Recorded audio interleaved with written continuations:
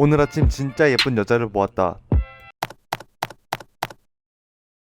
번호를 따볼까? 차이면 어떡하지? 우리는 모두 이런 경험이 있을 것이다. 이런 말이 있지 않은가? 용기 있는 자가 미인을 얻는다. 그래서 나는 말을 걸어보기로 한다. 이때 무슨 말을 해야 할지 모르는 당신을 위해 좋은 꿀팁 하나를 알려주고자 한다. 심리학에서는 말한다. 예를 들어 내가 싫어하는 사람이 나에게 아주 작은 부탁을 했을 때 거절하지 못하고 들어줬다 하자. 이때 그 사람을 싫어한다는 생각과 작은 부탁을 들어줬다는 행동은 서로 모순된다.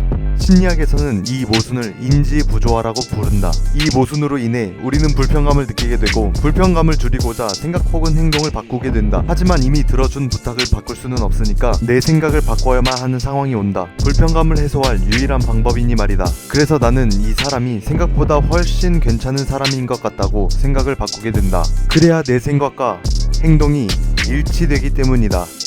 이때 우리는 비로소 편안함을 느낀다. 이 말이 너무 어려운가? 그럼 인지부조화의 다른 예시를 한번 들여다보자. 6.25 전쟁 당시 중국의 포로로 잡힌 미군들의 이야기이다. 당시 중국군들은 공산주의가 나쁜 것이라고만 배웠던 미군들에게 큰 보상을 주며 공산주의에도 좋은 점이 있다라는 메모를 적게 하였다. 이때는 큰 보상이라는 상황이 있기에 상황 탓을 하며 공산주의를 싫어하는 생각을 유지시킬 수 있었지만, 초콜릿 같은 작은 보상을 받고 메모를 적었을 때 그 미군들은 공산주의도 나름 괜찮다는 생각을 갖기 시작했다. 겨우 초콜릿 따위에 이 메모를 적었다는 건 그럴싸한 명분이 안 되기 때문이다. 인지부조화를 통해 세뇌를 한 것이다.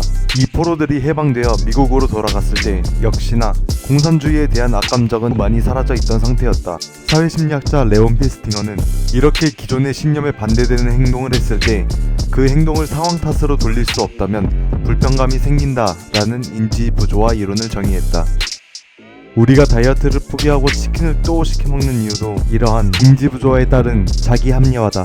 치킨은 다이어트에 필요한 단백질이라고 생각하거나 오늘 하루쯤은 괜찮다고 말하니까 말이다. 이렇게 우리는 행동에 맞춰서 생각을 바꾼다. 이미 치킨을 먹었다는 사실을 부정할 수는 없을 뿐더러 그래야 내가 편해지니까, 죄의식이 줄어드니까. 그래서 아까 이 할아버지도 인간에 대해서 이렇게 말했다.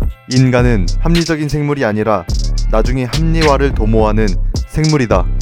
웃기지 않은가?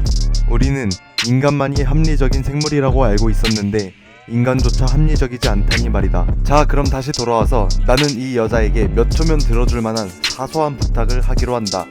저기 혹시 좋아요 좀 눌러주실 수? 저기 혹시 3분 심리학 구독해 주실 수? 저기요, 가까운 CGV로 가려면 어디로 가야 되나요? 그래, 이걸로 하자. 그렇게 결심한 우리는 그녀를 지나쳐간다.